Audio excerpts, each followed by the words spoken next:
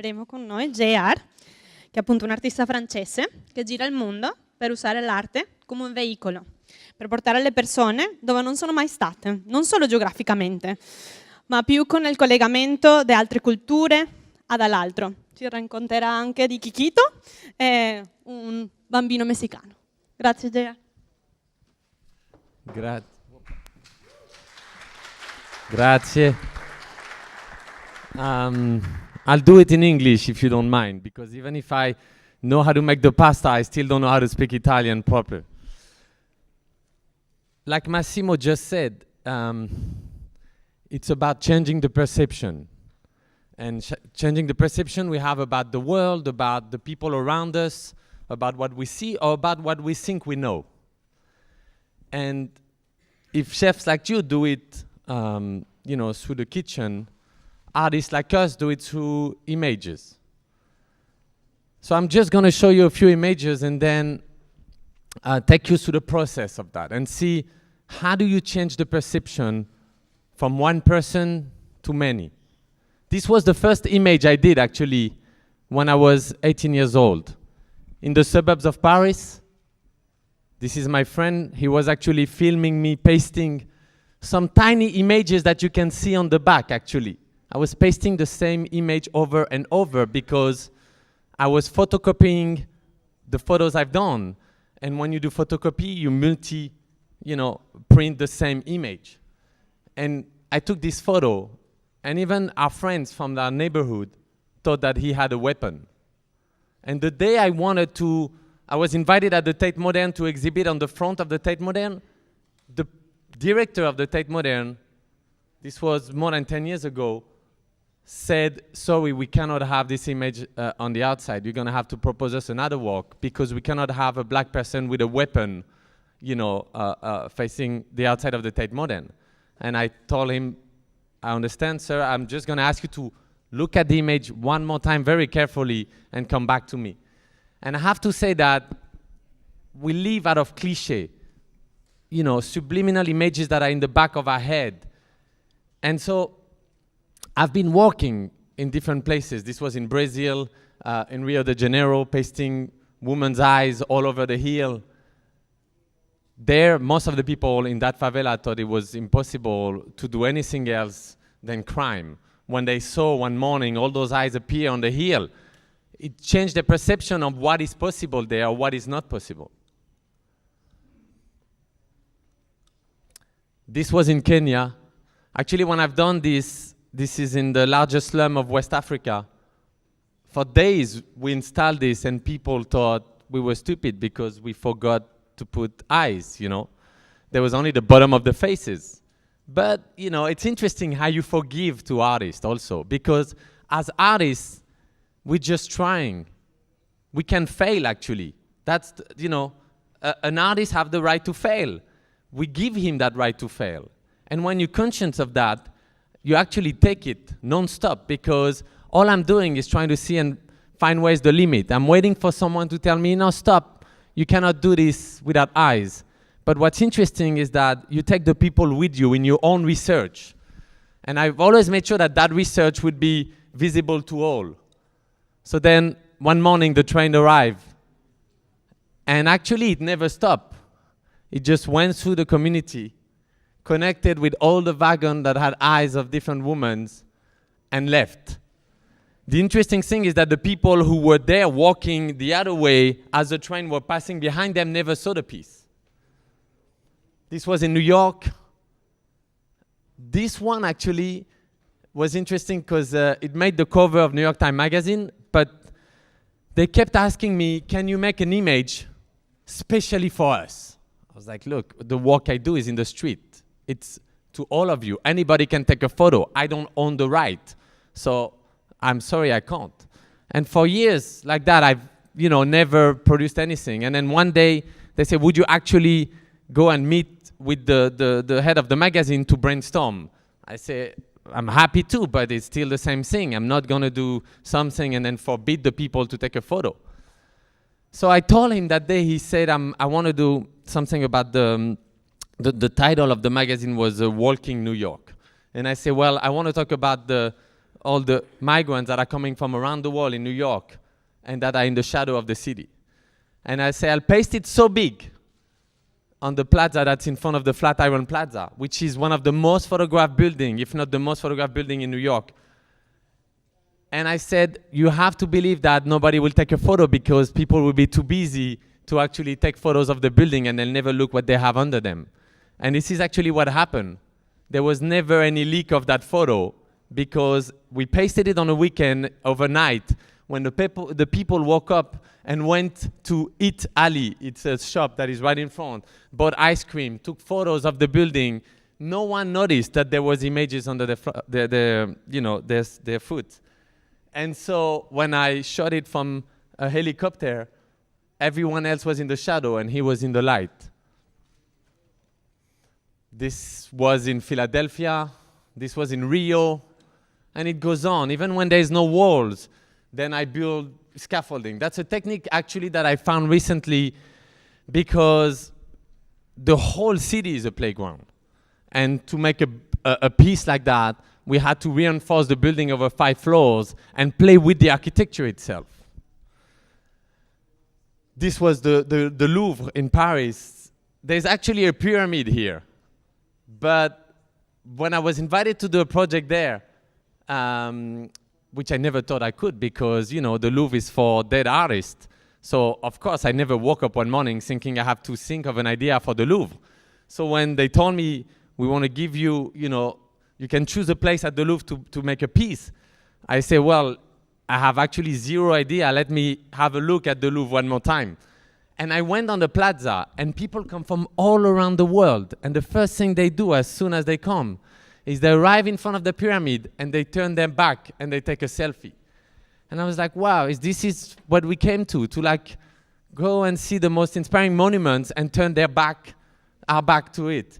So I decided to make it disappear. So they ended up taking selfies in front of just the back building. Now this image, and this is the most recent one that was last September. And I want to just tell you the story behind it. So I'll take you into how to create an image like that so that you understand that it's actually the easiest thing ever. This is the wall between Mexico and US. And I know there is a clown in the US who's talking a lot about it. I forgot his name. But that wall actually was there for, you know, decades actually. It had been built a while ago, way before the new president. And I've actually never thought of doing anything on this wall because it's a see-through wall. So I cannot paste on the wall. But last year, hearing about this wall every day on television, I thought, let's go back there and have a look at the place. So we scouted, you know, from Tijuana, we drove, and then on each side of the wall, we actually looked for a place that there would be a space on the Mexican side, and there would be also space on the US side so that people can drive and come and see it. So this image actually, the border patrol that you see here on the US side. But Chiquito, which is this little kid that lived right in the house that you see on the top left, you know, the day I was scouting, I knocked to that house because the wall continued like this and it's so close from the wall that I knocked and I said, excuse me, I'm actually, and then the woman said, oh, I think I follow you on Facebook.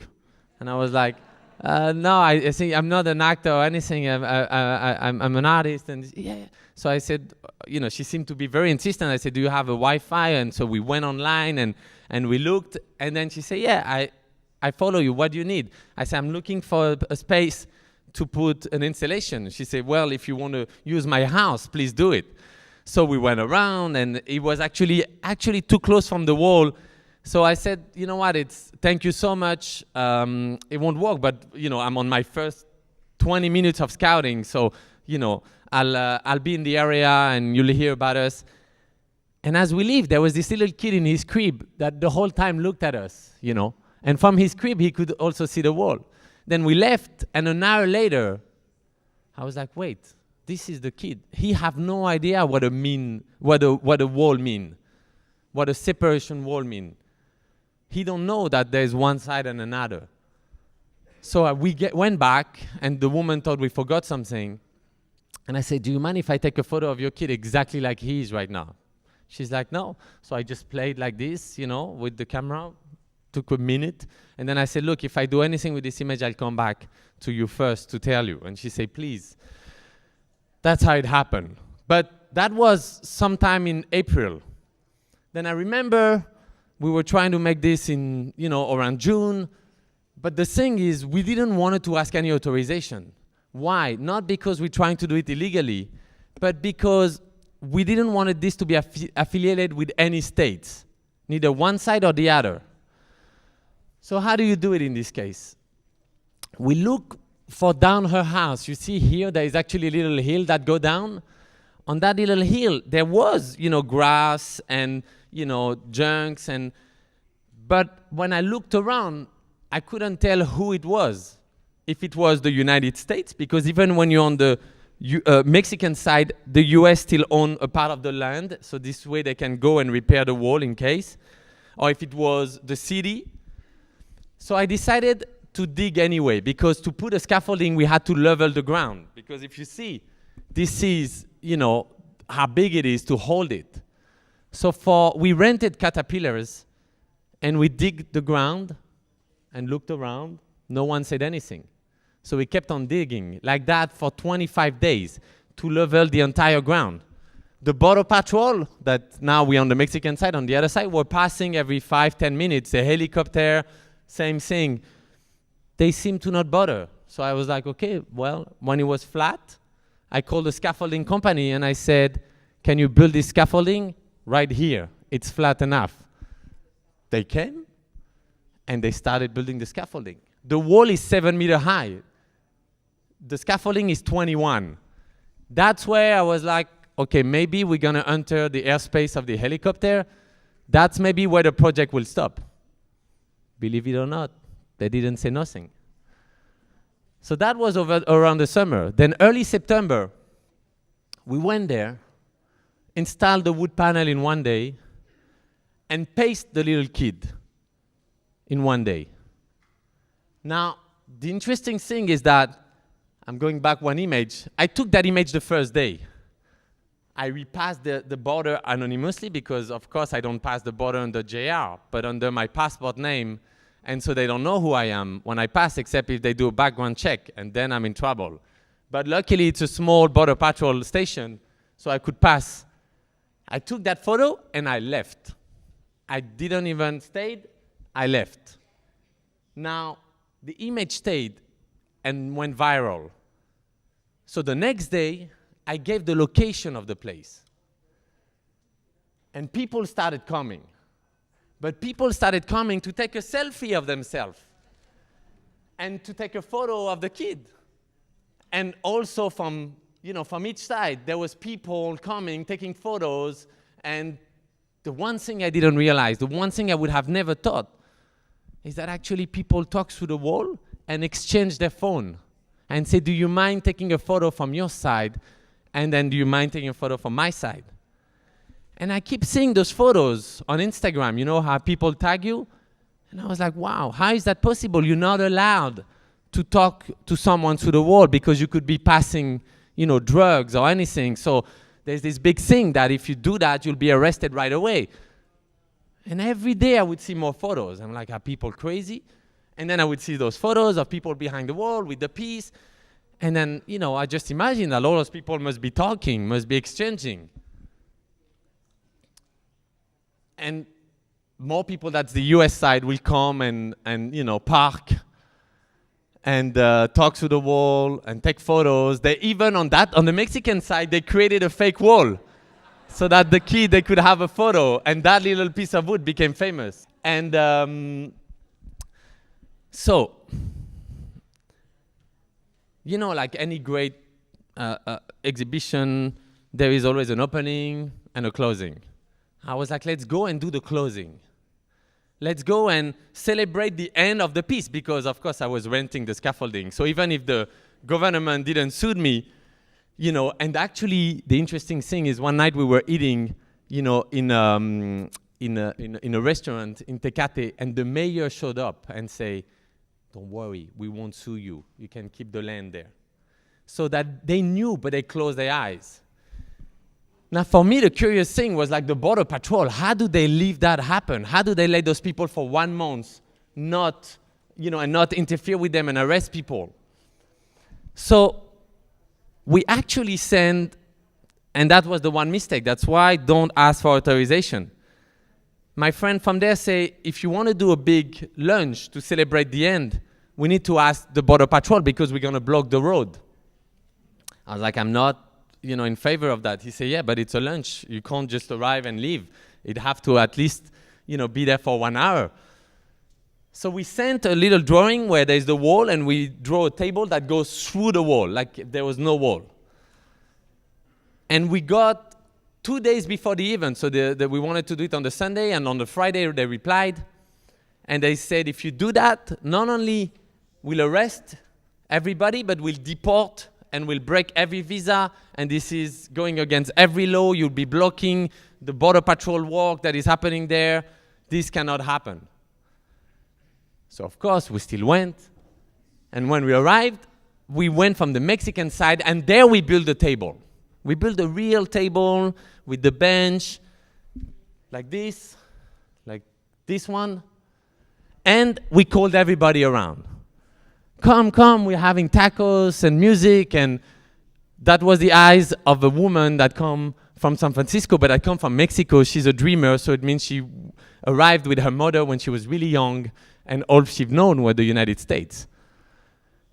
And I told, of course, her not to come because it would be, too dangerous. So we're all on the Mexican side, which means there's no border patrol there. Everybody's seated, there's nobody on the other side. Now, I just put something on Instagram saying, guys, everybody, whoever wants to see the Chiquito for the last time, this is the day we're taking off tonight. So people started coming. And each time people would come, I would ask them to stay. And after a moment, I said, guys, don't move. And we passed them this tarp. This is the other side of the table, but it's made out of fabric. So we pass it through the wall. And those people who just came just to take a selfie in front of the piece ended up holding it. When it was ready, I'm like, guys, we have to be very quick. Put it down, and let's all sit around the table. And we sat, we passed the food really fast, because we're like, in 1 minute, they're going to arrest everybody. And if you see on the top left, the guy making tacos, so we were sneaking illegal tacos through the wall. I find a band that 5 of them stayed on the Mexican side, the other 5 were on the US side, but they play the same music, because it's see-through. They would be playing, and there would be one music. And then more people arrived and sat. And the woman whose eyes are, Maria, she's called, she came with her mother. Her mother had crossed illegally 30 years ago, and she'd never been back, because for her it's hell, and they were there. So I got really stressed. I speak with them through the wall. I say, we don't know what's going to happen. But that was already 20 minutes, 30 minutes, 45 minutes. And I know they don't leave a point at the border without surveillance. So I was looking around, and no cars were passing. And for all that time where we were eating, celebrating, but also in the moment of like, this can stop any moment, I'm telling you, we almost forgot there was a wall. There was just one table, one unity. We were sharing the same food. And then the border patrol came. The car arrived, stopped, just one car. There's like, maybe 70, 100 people. And the guy came down and started walking around. Nobody moved.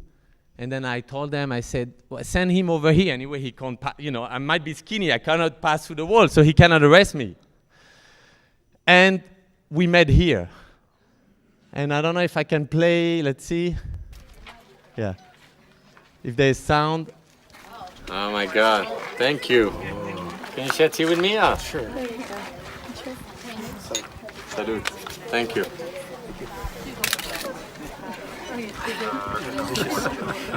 That's a good tea. Huh? I hope it's just tea. No, it is. I think it's some really ancient tea. Yeah. Anyway, Drug test tomorrow. this guy Like Chinese Took a tea at lot the of- Mexican border. Yeah. How's that? Took a lot of risk. Why? Because we filmed that with a phone, but we asked him after, can we share that? And he's, they cannot share doing something that's completely illegal now because someone is passing me something through the wall and there's his name. And he said, well, please share it. And I asked him twice. And he said, no, please share it. Share the video. I don't care. Of course, I'm going to have angry people at me. Of course, my superior might come to me. But we have to show that there is different ways of seeing things. And that day, he was even speaking with Myra and her mother. And then they realized that he also had family on the other side. So that's the power of art. But that's the power of also being ready to fail.